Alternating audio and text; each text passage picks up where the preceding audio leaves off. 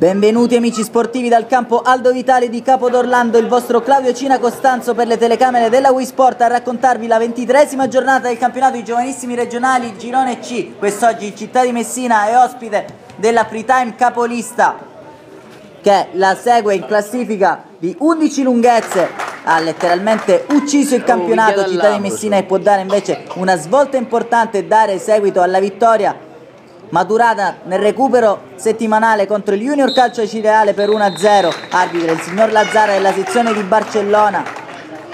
Clima piacevole, Città di Messina di mister Fiumara, insolita casacca giallo-rossa. Qui vediamo come entrambe le squadre si caricano e si concentrano per questo grande match.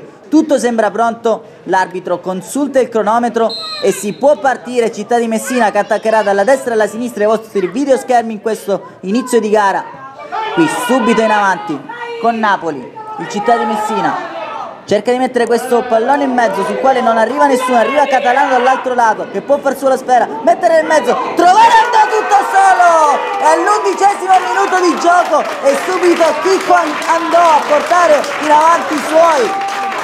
Freetime 0, Città di Messina 1, forse in posizione di offside, non ravvisata dall'arbitro Lazzara. Qui vediamo tutta la disperazione sulla faccia di Di Pane, impassibile invece mister Fiumara. Ancora Città di Messina in questi lanci lunghi sta mettendo in difficoltà, ma questa volta Di Pane attento ed esce coi piedi. Qui vediamo come Lombardo subito strappa la partita, ruba il pallone a Fabio, Lombardo se ne va tutto solo e poi viene chiuso. Rientrato da un infortunio, Lombardo fa notare la sua presenza e la sua consistenza lì davanti per il Città di Messina. Ora pescato Majorana, tutto solo in area, Majorana uno sguardo in mezzo, non è né un passaggio né un tiro, spreca l'occasione che poteva portare i suoi sul 2-0. Nicola Majorana, numero 8, giovane, classe 2002. Qui però il Freetime si fa vedere in avanti con questa imbucata per Pare Fioriti che tira, ma Merlino è straordinario con un colpo di reni fantastico a calare la saracinesca, il giovane capitano del Città di Messina. Qui ancora ci prova il Freetime, questa volta con affetto, tutto solo e ancora Merlino si deve saltare e mantiene i suoi sul risultato di 1-0. E sugli sviluppi di questa rimessa laterale terminerà la prima frazione di gioco, squadra a riposo, Città di Messina che chiude avanti e dovrà ora amministrare il risultato grazie al gol di Chicco Andò, ma soprattutto alle parate dell'inquadrato Merlino. Con l'ausilio della nostra regia passiamo intanto alla seconda frazione di gioco. Variati campi per la Freetime, uno su tutti, entra Restifo, tenuto in panchina fin qui. Ora Andò viene pescato in posizione di offside, dubbia come mostratoci dalla nostra regia.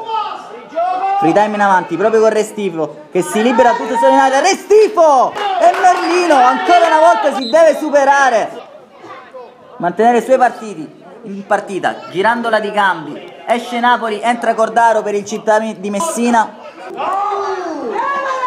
Freetime che continua a mettere pressione, ancora Restifo, mette in area, ma è straordinaria la chiusura di Risitano che allontana il pallone, diagonale difensiva perfetto. Ora Marguglio rimette il pallone in mezzo per il proprio compagno, ma un'altra straordinaria chiusura difensiva di Guglielmo che qui però abbandona il campo a favore di Gualberti. Ancora Freetime in avanti, qui ci prova, si libera e ancora Merlino, una sicurezza imbattibile quest'oggi. Ora calcio di punizione per il Freetime dal limite dell'area, ma mister Primavera chiama il cambio, fuori Catalano, dentro Roberti, Carmelo Roberti con il numero 15. Alla battuta del calcio di punizione andrà Saverio, ma Merlino ancora una volta fa sua la sfera.